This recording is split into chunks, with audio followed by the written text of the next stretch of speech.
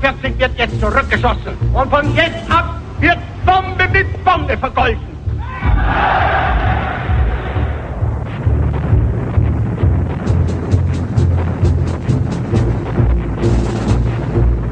We believe that the Nazis and the fascists have asked for it, and they're going to get it.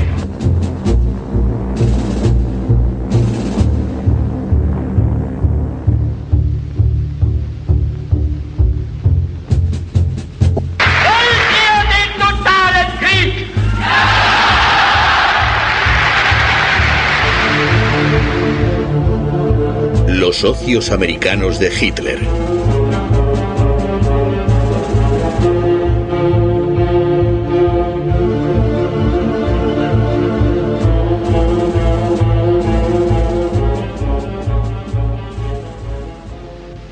En las estadísticas del Reich las denominaban empresas enemigas con participación norteamericana.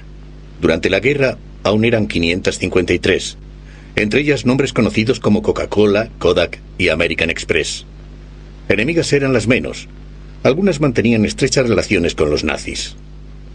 En el caso de 4 grandes empresas estadounidenses y sus filiales alemanas, Hitler podía incluso considerar amigos a los jefes de las multinacionales. Sin ellos no habría podido hacer la guerra. Le consideraban el hombre que en breve tendría Europa a sus pies. Noviembre de 1941. Poco antes de la entrada en guerra de los Estados Unidos, el presidente norteamericano Roosevelt atacó a un grupo de industriales estadounidenses. The all-inclusive whole of our vast industrial machine. That output cannot be hampered by the selfish obstruction of any small minority. A small but dangerous minority of industrial managers who perhaps hold out for extra profits or for business as usual.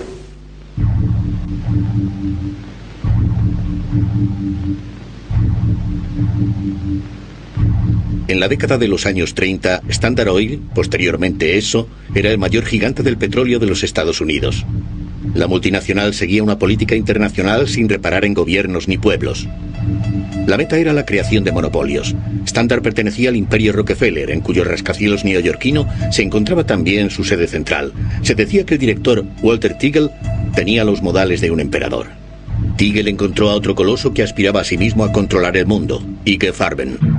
También en el gigante alemán de la química un hombre tomó el poder, Hermann Schmidt. Al principio era competidor de la Standard Oil. IG Farben había desarrollado el procedimiento para la fabricación de gasolina sintética. Aquel que poseyera la patente sería dueño del mercado mundial si se sufría una escasez de petróleo. También Standard Oil temía una situación así. Rápidamente llegó a un acuerdo con IG Farben. Los alemanes necesitaban la pericia de la Standard para la costosa producción del combustible sintético. Pero Hitler quiere la guerra. Por razones estratégicas necesita la gasolina sintética, cueste lo que cueste. En guerra, le cerrarían rápidamente el grifo del petróleo. Todavía en 1938, Alemania tiene que importar el 80% de su aceite bruto. Se pensó en instalar conductos, se pensó en crear una flotilla de barcos cisterna. Todos estos planes quedaron detenidos desde el principio. Pues para Hitler era esencial que Alemania poseyera independencia industrial. Las ruedas de la maquinaria bélica de Hitler necesitaban mucho caucho. El caucho natural cuesta divisas que escasean y no se puede obtener en estado de guerra. También en este caso puede ayudar el pionero de la química IG Farben. Había desarrollado la Buna, una goma sintética hecha de cal y carbón. Además de Hitler, hay un segundo interesado en la patente, Standard Oil. La multinacional intuye un mercado lucrativo que se quiere asegurar, al menos en los Estados Unidos. A Standard Oil no le molesta que Göring tenga pensado otro mercado para la gasolina y la goma alemanas.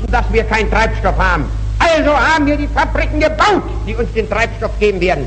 Wir wussten, dass wir keinen Kautschuk bekommen können. Also haben wir die Fabriken gebaut. Dort, wo sie einst glaubt, Monopole zu haben, hat deutsche Wissenschaft diese Monopole gebrochen. Und heute sind wir im Besitz, jedenfalls all der Mittel, die wir brauchen, um den Gegner zu besiegen. Sin embargo, las fuerzas aéreas de Göring habían olvidado un medio, el tetraetilo de plomo, un aditivo para la gasolina. Sin este aditivo, los motores de avión de compresión elevada de Göring no pueden levantar el vuelo. No obstante, Hitler necesita una aviación en condiciones de operar para las próximas conquistas en el este. Goering ruega a los directivos de IG que vuelvan a llamar a la puerta de los amigos norteamericanos. Standard Oil es el mayor fabricante mundial de este aditivo.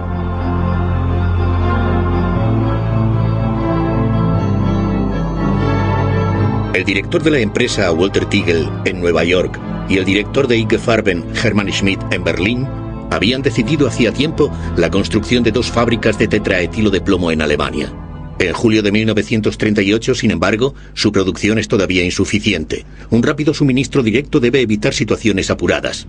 La filial de Standard Oil en Londres suministra inmediatamente antidetonante por un valor de $20 millones a los nazis, a pesar del riesgo inmediato de guerra. Ahora Hitler puede anexionar los Sudetes y preparar la invasión de Checoslovaquia. En el verano de 1939, poco antes de la invasión nazi de Polonia, los ingleses vuelven a suministrar tetraetilo de plomo por un valor de $15 millones. Así se posibilitan también los primeros ataques relámpago a Inglaterra.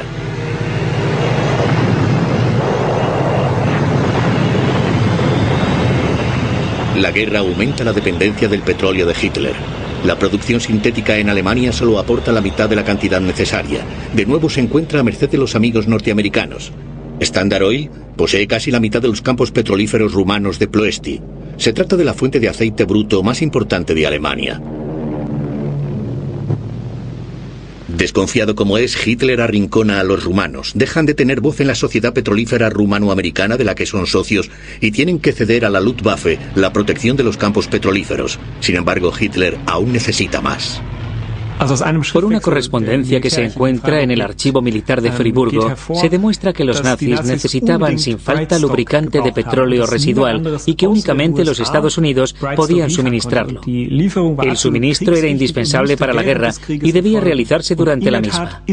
De hecho, los Estados Unidos suministraron este lubricante incluso estando en guerra, por lo que yo sé, en cantidad suficiente para todos los años de la guerra. El lubricante de petróleo residual es un valioso subproducto del petróleo que se necesita, por ejemplo, para motores de tanques. El Tercer Reich sigue necesitando gasolina y diésel de los Estados Unidos. Los barcos de los amigos norteamericanos toman petróleo en el Caribe. Los barcos cisterna suelen navegar bajo bandera panameña. En el Atlántico acechan buques de guerra británicos que intentan torpedear con un bloqueo naval el suministro de petróleo para Hitler. La Marina es, en mi opinión, un caso especial, pues hicieron negocios directamente con los Estados Unidos y con los países caribeños. Se pueden demostrar negocios directos, no por medio de facturas, pero sí con notas de actas, en donde se ve claramente que se inician los tratos, que se sabe también que son negocios germano-estadounidenses. Asimismo, que se paga también con divisas en curso, que los precios suben durante la guerra y que todo estaba autorizado por las altas instancias. Por un combustible diésel de alta calidad, el general en jefe de la Marina puede exigir $500.000 de divisas que escasean.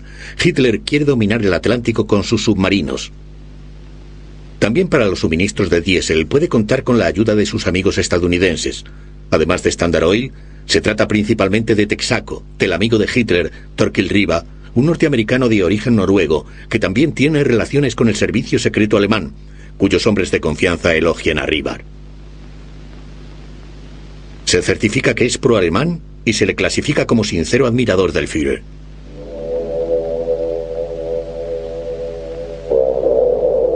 Los buques cisterna de los forzadores del bloqueo suministran petróleo a los alemanes del continente en Tenerife y otros puertos españoles. Incluso lo trasvasan a submarinos alemanes en mar abierto frente a la costa española. Standard Oil sigue suministrando gasolina a las 2 líneas aéreas Cóndor y Lati, incluso después de la entrada en guerra de Estados Unidos. Los aviadores de estas líneas transportan espías, oro y divisas a América Latina y regresan con metales nobles de importancia bélica. El 22 de septiembre de 1939, poco después del inicio de la Segunda Guerra Mundial, IG Farben y Standard Oil habían llegado al acuerdo de proseguir sus relaciones comerciales, aun en el caso de que los Estados Unidos entraran en guerra. La Haya, principios de septiembre de 1939. Los directores de Standard Oil e IG Farben llegan a un acuerdo secreto. IG Farben quiere evitar el embargo de sus patentes por los países enemigos. La multinacional estadounidense, Amiga, parece un sitio seguro para ellas. Para la transmisión de la patente Buna de goma sintética, Standard Oil tiene que comprometerse por orden del Ministerio de Economía del Reich a utilizar la patente únicamente con autorización de los alemanes. El jefe de la empresa, Tigel, acepta el trato. El ataque de los japoneses a Pearl Harbor desencadena la guerra en el Pacífico. Por ello, los norteamericanos quedan incomunicados con su mayor proveedor de caucho, Malasia. A pesar de la escasez de goma en los Estados Unidos, Standard Oil se atiene a su acuerdo con los alemanes. El procedimiento Buna no debe caer en manos de rivales como Goodyear. El influyente senador Baru, al que el presidente Roosevelt ha confiado una investigación, se dirige a la nación. We find that the existing rubber situation to be so dangerous that unless corrective measures are taken immediately, this country will face both a military and a civilian collapse. Al mismo tiempo, hay que racionar la gasolina en este país donde abunda el petróleo. Numerosos norteamericanos, también diputados del Congreso, culpan de ello a las sociedades petroleras que siguen aprovisionando a los nazis y retienen además la patente del caucho. El senador Harry Truman, que posteriormente se convertiría en presidente, ordena una investigación del Senado sobre la situación de defensa, cediendo a la opinión pública. Le apoya a Thurman Arnold, especialista en cárteles del Ministerio de Justicia. A Arnold le molestaban hacía tiempo Standard Oil y sus poderosos jefes, entre ellos Tigel. Ya antes había intentado inútilmente imponer una multa de $50.000 a la multinacional por sus negocios con el enemigo. Con una mención de su importancia para los Estados Unidos en guerra, los directores habían conseguido rebajar el importe a $1.000. En la sesión del Senado, Arnold acusa a Standard Oil de una conspiración prolongada a favor de los nazis por seguir reteniendo la patente del caucho. En una posterior conferencia de prensa, Truman habla de traición.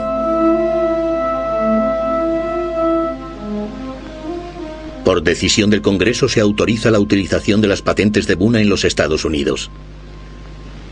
El poderoso Tigel está acabado y se retira de la dirección de la empresa.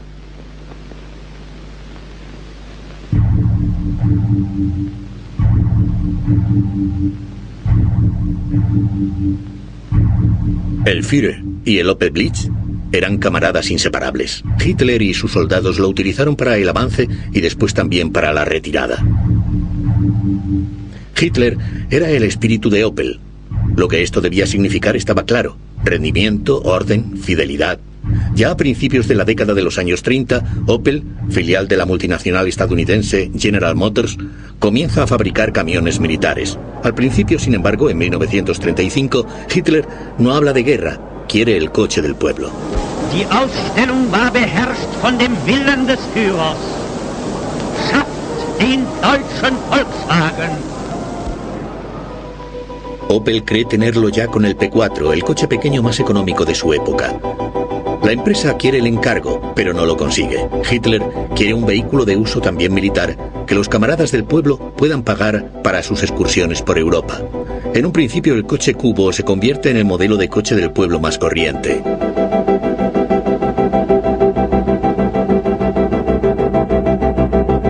Aún así, Opel puede construir su coche del pueblo, el Blitz.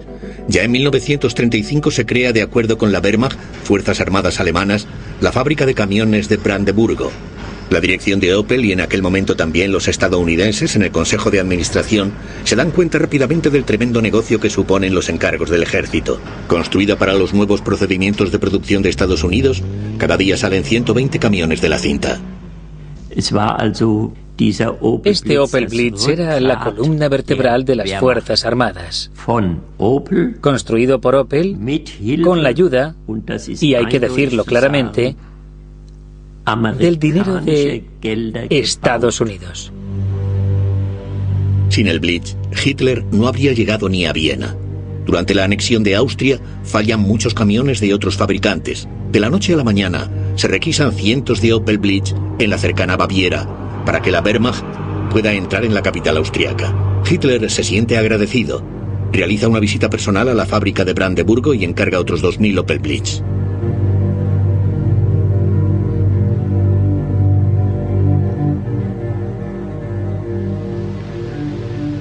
Durante la década de los años 30 y al inicio de la guerra hay un estadounidense que se ocupa de forma especialmente activa de las posesiones de GM en Alemania, James D. Mooney, el vicepresidente de la empresa. Por sus esfuerzos para la conversión de Opel en importante fábrica de armamento, Hitler le confiere en 1938 la Orden del Águila, la mayor distinción del partido para extranjeros. El Opel Blitz pasa las pruebas de fuego donde quiere que se lo utilice, en las conquistas del Este, la anexión de los Sudetes y la invasión de Checoslovaquia, pero también en las campañas relámpago hacia el oeste. En pocas semanas quedan sometidas Holanda, Bélgica y Francia.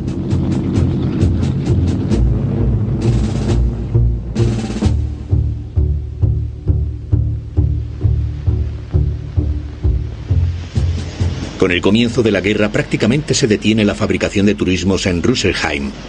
Quedan puestos libres, el personal se reduce por las llamadas a filas. La fábrica quiere atajar este proceso, y también las fuerzas aéreas encuentran un nuevo uso para Rüsselsheim.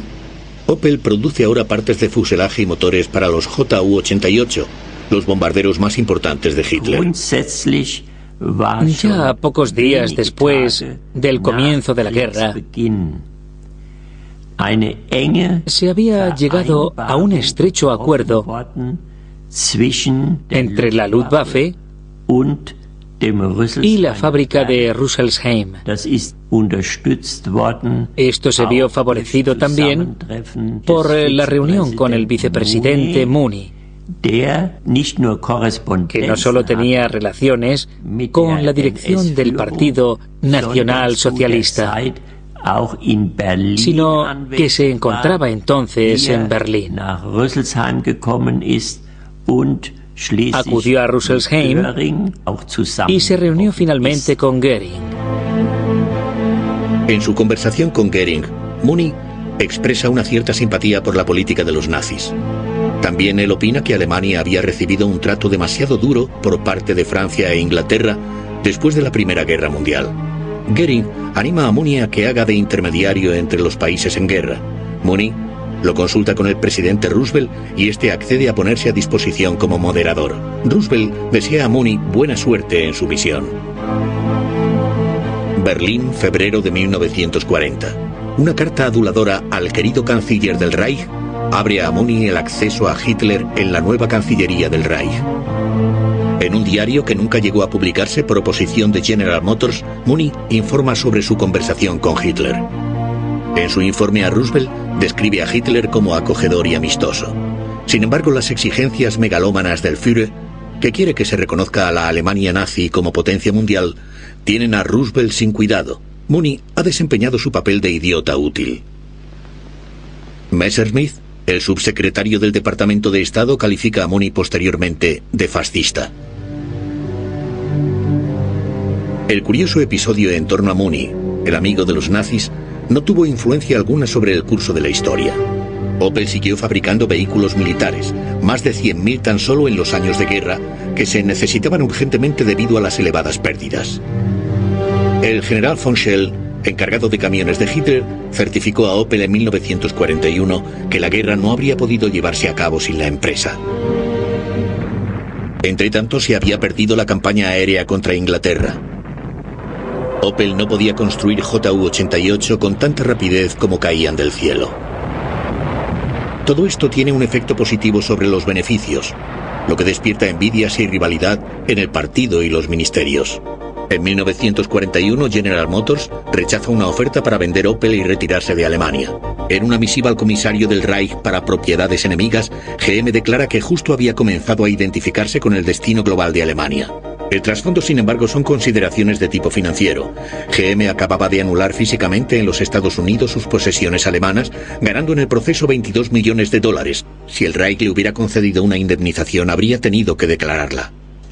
Durante los 2 primeros años de guerra, los directivos estadounidenses permanecieron en sus puestos, aproximadamente hasta mediado el año 1941, cuando comenzaron a ponerse nerviosos y a retirarse de Alemania. lo que significa que las juntas directivas de estas empresas norteamericanas seguían estando compuestas por ciudadanos estadounidenses. Los directivos norteamericanos se dirigieron al comando de armamento alemán y aclamaron: ¿cuántos camiones tenemos que suministrar? ¿Cuántos trabajadores forzados necesitamos? Conseguidnos personal y materiales. ¿Qué papel desempeñamos en el plan de producción global? Los estadounidenses vieron que su cliente tenía unas necesidades determinadas e hicieron todo lo posible por satisfacerlas lo más eficientemente posible. Mientras tanto, General Motors obtiene unos beneficios inmensos de la producción norteamericana de armamento que ahora organiza Mooney. Como oficial de reserva de alta graduación, se considera un patriota. El jefe de Mooney, Sloan, aportó la filosofía comercial para ello. Una empresa internacional que opera en todo el mundo debería llevar a cabo sus actividades bajo puntos de vista estrictamente económicos, sin tener en cuenta la actitud política del país en el que se desarrollan. No somos una institución benéfica, conseguimos beneficios para nuestros accionistas. Una vez comentábamos, menuda ironía, aquí se fabrican los camiones para luchar contra los norteamericanos. Sí, así era. Y, sin embargo, no sufrimos ningún ataque. Pensamos que era comprensible. Los norteamericanos no iban a ser tan estúpidos como para reducir a escombros su propia fábrica. Los norteamericanos no son estúpidos. Los bombarderos estadounidenses destruyen casi por completo la fábrica de Brandeburgo el 6 de agosto de 1944. No obstante, General Motors se embolsa años después una indemnización de $32 millones de los contribuyentes estadounidenses.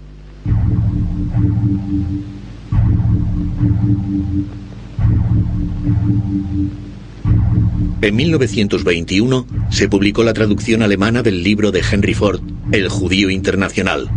Entre Henry Ford, el legendario fabricante de automóviles, y Adolf Hitler, existía ya tempranamente una afinidad espiritual, el antisemitismo. El libro de Ford reforzó el odio que sentía Hitler hacia los judíos y le sirvió de modelo para el escrito difamatorio Mi lucha. Los líderes industriales estadounidenses consideraban a Hitler y a las dictaduras fascistas europeas como una posible solución a los problemas que tenían con los movimientos obreros y los sindicatos. En opinión de Ford, los sindicatos eran obra del diablo. El brutal proceder de Hitler contra los sindicatos agradó a Ford, que mantenía guardias armados en sus fábricas. Ya antes de la toma de poder, apoyaba económicamente a Hitler. Un retrato del benefactor colgaba en la sede muniquesa del Partido Nacional Socialista Obrero Alemán. En lo que respecta a Henry Ford, en aquel entonces se le consideraba la inspiración de Hitler, pero fue mucho más que eso. Henry Ford era casi el dios de la producción en masa, o quizá debería decir su papa. Miles de personas le escribían diariamente: es usted el mayor héroe. Ha introducido el sistema de producción que ha engrandecido tanto a Estados Unidos. El Fordismo se convirtió en la ideología de la clase industrial alemana. Todo debía realizarse según el ejemplo de Henry Ford. Detroit sigue siendo la patria de Ford. En las fábricas en la calle Piquet, actualmente ruinas industriales, se encontraban en otro tiempo las cadenas de montaje de las que salía el famoso Tin Lizzie de Ford, el primer automóvil popular y barato producido en masa. Colonia 1930. Henry Ford coloca personalmente la primera piedra de su propia fábrica en Alemania. Los negocios no marchan bien al principio, sus coches son demasiado caros y sufren el rechazo que muchos alemanes sienten por los artículos de fabricación extranjera. Wer sich als durchschnittlicher deutscher Kraftwagenbesitzer heute einen ausländischen Wagen kauft, kann nicht darauf hinweisen, dass in dessen bessere Qualität dazu bewogen hätte. Denn hier sind unsere deutschen Automobile zurzeit von ausländischen nicht mehr zu schlagen. A principios de la década de los años 30, las fábricas de Ford no funcionan a pleno rendimiento. Colonia y Detroit, donde Edsel, el hijo de Henry Ford, ha asumido la dirección, buscan una salida. En un escrito confidencial a Edsel, Colonia indica que en Alemania se está desarrollando una economía de guerra en la que los encargos del gobierno se vuelven cada vez más importantes. Los estadounidenses no lo consideran un problema. Venden sus 8 cilindros como motor para un vehículo todoterreno militar. Ha comenzado la adaptación de las fábricas Ford. Detroit acepta también la siguiente condición. Los fabricantes extranjeros de automóviles ya no reciben caucho para las llantas y tampoco divisas para la importación. Tienen que conseguir la goma por trueque y ceder el 25% de ella para fines armamentísticos. El camarada Hitler se muestra agradecido. Por fin los coches de Ford fabricados en Colonia pueden llevar el sello de calidad de producto alemán. Los negocios con el gobierno se animan.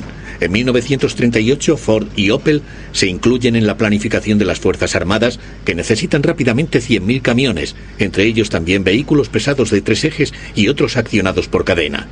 Los nazis tienen incluso mucha prisa. Quieren recibir en 1938 inmediatamente 1.000 camiones de Ford. Los de Colonia no pueden entregarlos tan rápido. Los estadounidenses ofrecen rápidamente su ayuda. Por lo que se ve, no les parece indebido. Los motores, chasis y cabinas de los camiones importados en octubre de Detroit se montan clandestinamente por la noche en Colonia y la Wehrmacht los recoge al amanecer. Justo en el momento en que el mundo entero está preocupado por Checoslovaquia y por el propósito de los nazis de extorsionar a Checoslovaquia e invadir los Sudetes, justo en ese momento, las Fuerzas Armadas acuden a Ford y le dicen: necesitamos 1.000 camiones ahora. Y yo pregunto, ¿parece plausible que Ford no supiera para qué se iban a emplear estos 1.000 camiones? El encargo no era un secreto para Ford. Los nazis habían pagado parte del suministro incluso con los escasos dólares. No obstante, Ford no lo reconoció hasta después de décadas. Hitler ya había distinguido anteriormente a Henry Ford con la Orden del Águila por su excelente colaboración. Ford permite que el vicecónsul alemán en Detroit fije la condecoración en su solapa a finales de 1938. También Ford demuestra ahora su reconocimiento por los buenos negocios. En el 50 cumpleaños de Hitler, el 20 de abril de 1939, la empresa transfiere 35.000 marcos del Reich a la Fundación para Donativos AH. En los primeros años de la guerra, la producción de camiones aumenta enormemente. No se sabe que Ford haya protestado por ello.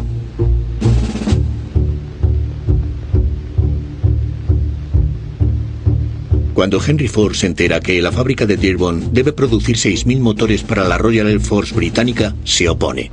Solo acepta encargos para la defensa de los Estados Unidos, escribe al Daily Mail londinense. Sin embargo, Ford no tiene nada en contra de que las fábricas francesas bajo ocupación alemana trabajen a pleno rendimiento para la Wehrmacht y produzcan 1.000 camiones al mes. El director de Ford Francia, Maurice Dollfuss, quiere conservar la fábrica para la familia Ford. Se opone a la influencia de los de Colonia y se siente directamente responsable ante los Ford padre e hijo. También después de la entrada en guerra de los Estados Unidos, hace llegar a Edsel Ford informes de éxito. Todavía en junio de 1942, Edsel Ford agradece a Dollfuss su actuación ejemplar. En Colonia, Ford solo puede producir los suministros para las Fuerzas Armadas con ayuda de trabajadores forzados. Se alojan en el recinto de la fábrica. En los años finales de la guerra, Ford da trabajo además a miles de presos de campos de concentración que toma prestados de las SS por 2 euros al día. Las condiciones de vida y de trabajo son brutales. En la fábrica había policías. Había un nazi que llevaba una insignia. Llevaba aquí una cruz gamada.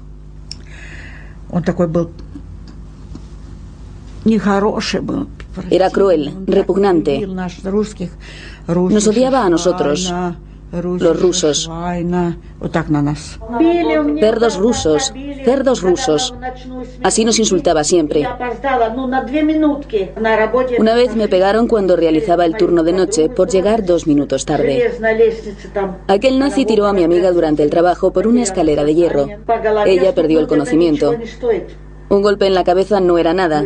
Para ellos no éramos personas. Desde que los Estados Unidos han entrado en guerra, Ford se ha convertido en un ardiente patriota. Ahora sus fábricas producen aviones, camiones, tanques y barcos para la victoria de Norteamérica. En Colonia, Ford fabrica hasta el final de la guerra 78.000 camiones militares y 14.000 vehículos accionados por cadena. Colonia está siendo bombardeada desde 1942 por los aliados y queda casi completamente destruida. La fábrica de Ford es respetada hasta finales de 1944 y luego sufre pocos daños. En 1965, Ford exige a una comisión gubernamental norteamericana $7 millones por daños de guerra. La comisión reduce la cifra a $500,000 debido a métodos dudosos de cálculo de la empresa.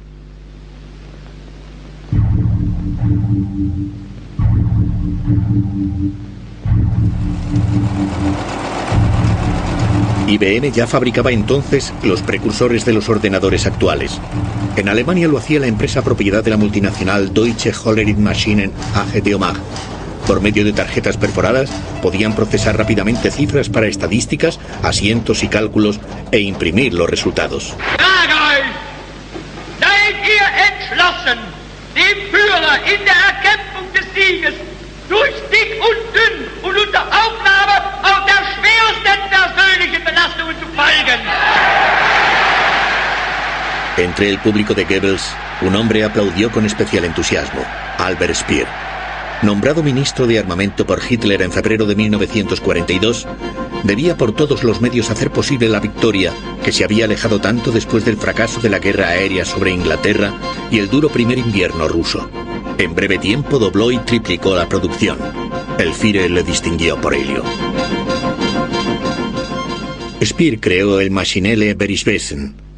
No tenía muy buena opinión de la burocracia, pero sí de la organización. El MB era un sistema de control y gobierno de la industria, las fuerzas bélicas y la administración que solo podía funcionar con ayuda de las máquinas de Hollerith. El MB proporcionaba a Speer cada mes un resumen exacto del estado de la economía y le permitía reaccionar inmediatamente. Era su arma de gobierno. El informe rápido mensual sobre la producción de guerra, realizado con tarjetas perforadas, era un asunto secreto del Reich y se limitaba a 12 ejemplares. Se podía ver todo de inmediato: peticiones del ejército, estado de la producción de armamento, consumo y reservas de materias primas, reservas de energía y el número de trabajadores existentes o necesarios, inclusive los forzados y su origen. La toma de poder de Hitler dio un enorme impulso a la filial alemana de IBM. Si sus máquinas se utilizaban ya anteriormente en la mayoría de las grandes empresas industriales, pronto el gobierno se convirtió en uno de sus clientes más importantes. En 1935, de OMAG construyó en Berlín-Lichterfelde una gran fábrica nueva. Con la activación de la producción de armamento de Hitler, conseguimos muchísimos encargos y nuevos clientes. En aquella época nos iba de maravilla, financieramente y desde todo punto de vista. Desde el principio pusieron un gran cartel en el muro: empresa modelo del Frente Obrero Alemán. Así podíamos demostrar que éramos capaces de aportar mucho a la construcción del Estado de Hitler. Ese fue el motivo de aquella distinción. También el presidente de IBM, Thomas Watson, está impresionado por el éxito de OMAG y le gusta viajar con frecuencia a Alemania. En el verano de 1937, la Cámara de Comercio Internacional celebra su Congreso Mundial en Berlín. Watson acepta el cargo de presidente. Según un artículo del New York Times, durante la celebración en la Kroll-Oper se encuentra entre los extranjeros que elevan el brazo derecho en el saludo nazi al entrar el Führer. Sin embargo, lo vuelve a dejar caer a media altura. Al día siguiente es recibido por el Führer. Se consideraba a Watson un admirador de Adolf Hitler, al que ya había apoyado antes de la toma de poder. En aquel momento me parecía que teníamos una buena relación con el gobierno y con IBM. Watson afirmó públicamente, lo que luego reflejó la prensa, que Hitler se encontraba en el camino correcto con sus planes y que todo iba a salir bien. Nosotros, naturalmente, estábamos encantados. También Watson recibe la Orden del Águila del Führer. Se la coloca Hal Maréchal, que entonces era todavía el ministro de Economía nazi. Watson sigue convencido de que Alemania se encuentra en el camino correcto, incluso después del programa nocturno del Reich, durante el que los nazis proceden de forma extremadamente brutal contra los judíos. Aunque los periódicos norteamericanos dejan bien claro el objetivo de los nazis: el exterminio de los judíos. También se cuenta con la colaboración de Deomag, que cumple el mayor encargo del gobierno hasta ese momento con gran celo. Sus máquinas realizan el Gran Censo de 1939, con el que los fanáticos racistas de las SS quieren averiguar cuántos judíos viven en Alemania, los Sudetes y Austria. Para una segunda tarjeta, la llamada tarjeta complementaria, se pide también el nombre y la dirección, la raza y el origen de los padres y abuelos. El Departamento de Razas de las SS quiere detectar así a todas las personas judías, medio judías o con un cuarto de sangre judía. A Hitler no le importa la religión, sino la raza. IBM se mantuvo neutral y prácticamente no se mezclaba en esos asuntos. Porque si convenzo a alguien de algo, siempre estaré pisando a otro, y eso no lo querían en Deomag. ¿Era la política de la empresa? La política de la empresa, naturalmente. Con la invasión de Polonia comienza la política de exterminio en el este. Cracovia se convierte en la capital de la zona ocupada de Polonia, transformada en gobernación general. Hermann Frank, el brutal gobernador de Hitler, reside en el castillo de Cracovia. Los fanáticos del orden ven también aquí una tarea para las máquinas Hollerith. En Cracovia se crea un gran departamento estadístico. También los enviados de Watson se encuentran allí. La representación de IBM en Cracovia cambia de nombre a Watson Business Machines. Con la ayuda de las tarjetas perforadas, se quieren obtener datos económicos y registrar a los polacos como trabajadores forzados. Sin embargo, la caótica administración nazi solo cumple parcialmente este objetivo. La exterminación de los judíos ya se había iniciado anteriormente con la ayuda de antiguos censos. Las diferentes sedes de Maschinenwerkstätten en Polonia, Austria, Francia, etc., tenían todas empleados o directores de IBM, es decir, nuestros hombres, que habían sido transportados allí y participaban en los trabajos. 1943. La escasez de mano de obra retrasa la producción de guerra. El ministro de Armamento Speer quiere movilizar las últimas reservas. Hay que seleccionar de forma dirigida los presos en campos de concentración según su profesión y distribuirlos en el Reich para trabajar. En los campos de concentración se crean departamentos de registro Hollerith. El departamento de Hollerith en el campo de concentración de Stutthof era el número 12 y yo organizaba el grupo de escribientes, unos 14 o 16, que rellenaban todas las fichas de los presos. Lo más importante era indicar la profesión. Las profesiones eran muy importantes para la producción. Los datos de los presos se pasaban a tarjetas Hollerith en la central berlinesa de las SS. Cada campo de concentración tenía un código numérico propio que formaba parte también del número de preso. Se calcula que se registró más de 1 millón de presos como trabajadores forzados. La mayor parte de las tarjetas de presos se destruyó.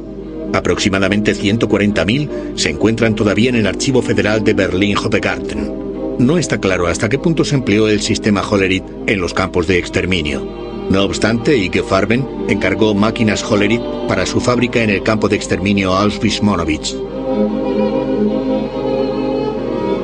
Como se reciben cada vez más noticias sobre los crímenes nazis, en el verano de 1940, Watson devuelve la condecoración de Hitler.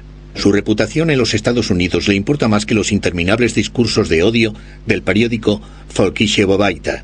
Watson parece haber caído en desgracia, lo que aprovecha su socio alemán Wilhelm Heidegger, que posee junto con otros dos el 15% de la empresa para marginar a los norteamericanos. Entonces Heidegger dijo a los norteamericanos: algo va a salir mal. Con nuestras máquinas controlamos prácticamente toda la economía alemana. Nos enteramos de todo, de las finanzas, los antecedentes, etc. Y el partido no lo permitirá. Antes o después nos van a nacionalizar.